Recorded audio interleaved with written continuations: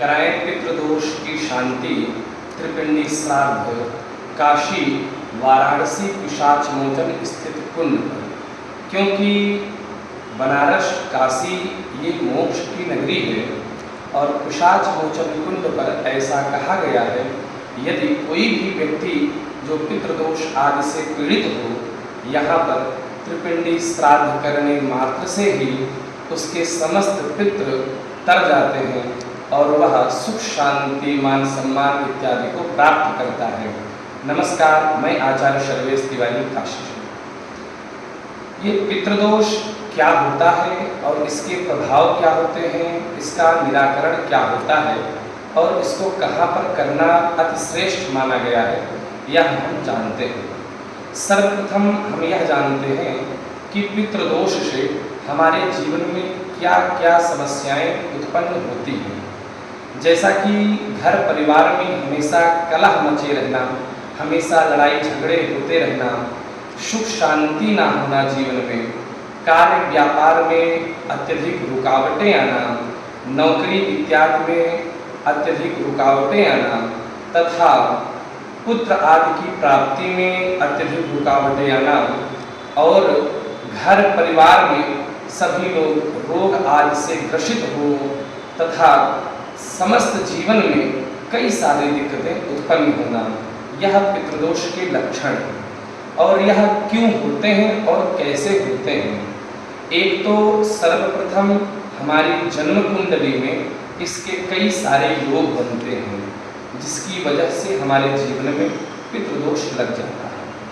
तथा दूसरा यह है कि गर्भपात जैसे जघन्य अपराध हो जाते हैं, इससे भी हमारे जीवन में प्रबल पितृदोष लग जाता है। किसी की जमीन जायदाद हम लेते हैं, वह खुश नहीं होता है, इसकी वजह से भी हमारे जीवन में पितृदोष लग जाता है। और एक तो यदि हमारे घर में परिवार में किसी व्यक्ति की अकाल मृत्यु हुई हो या स्वाभाविक मृत्यु हुई हो और उसका कर्म सही से ना किया गया हो या कर्म में कई सारी गलतियां हो गई हो, तो इससे भी प्रबल पितृदोष हमारे जीवन में लग जाता है। और जैसा कि हर व्यक्ति के ऊपर 3 प्रकार के ऋण होते हैं, देव ऋण, ऋषि ऋण और पितृ ऋण।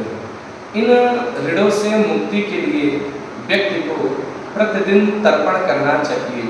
आज के इस कलिकाल समय में समय अभाव के कारण लोग इसको कर नहीं पाते, अतः इससे हमारे जीवन में प्रबल पितृदोष लग जाता है, जिसका एक ही निवारण है। हर पितृपक्ष में वह त्रिपिंडी श्राद्ध पिशाच मोचन जो विशेष क्षेत्र है, इसके लिए यहाँ पर आकर करें, इससे पितृदोष की शांति होगी। और इसको कैसे करें और पिशाच मोचन पर ही क्यों करें, एक सबसे बड़ी बात है कि पिशाच मोचन पर ही क्यों करें।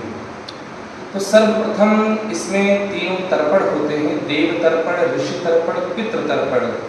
और भगवान शालिग्राम का विधि विधान पूर्वक षोडशोपचार पूजन होता है।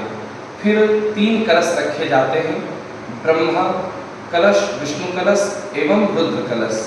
इन तीनों कलशों पर ध्वजा रखे जाते हैं और 3 मूर्तियां रखी जाती हैं। भगवान विष्णु के लिए स्वर्ण की मूर्ति, ब्रह्मा के लिए चांदी की मूर्ति और भगवान शंकर के लिए तांबे की मूर्ति। इन सभी मूर्तियों का विधिवत पूर्वक आवाहन प्रतिष्ठापन करके विधिवत पूर्वक षोडशोपचार पूजन किया जाता है। तदुपरांत पितरों का आवाहन, प्रेतादि का आवाहन होता है और पूजन होता है। तदुपरांत पिंडदान आदि की प्रक्रिया होती है, पिंडों का पूजन इत्यादि होता है। शालिग्राम भगवान का तर्पण होता है, उसी तर्पण जल से, उसी तर्पण दुग्ध से पिंडों पर तर्पण होता है। यह सब कर्म करने के बाद उस पिंड को लाकर पिशाच मोचन कुंड में विसर्जित कर दिया जाता है। और इस कर्म को पिशाच मोचन कुंड पर ही क्यों करें, यह सबसे विशेष बात है। क्योंकि पिशाच मोचन की ऐसी मान्यता है कि भगवान शंकर प्रेतराज सरकार के स्वरूप में यहाँ पर स्वयं बैठे हुए हैं। और काशी मोक्ष की नगरी है। तो ऐसी मान्यता है कि जो इस कुंड में एक बार भी तर्पण अथवा त्रिपिंडी श्राद्ध कर कर अपने पितरों के निमित्त यह कर्म करते हैं, तो वो सभी लोग इन सब से तत्काल प्रभावपूर्ण से उनको छुटकारा मिल जाता है। नमस्कार, मैं आचार्य सर्वेश तिवारी।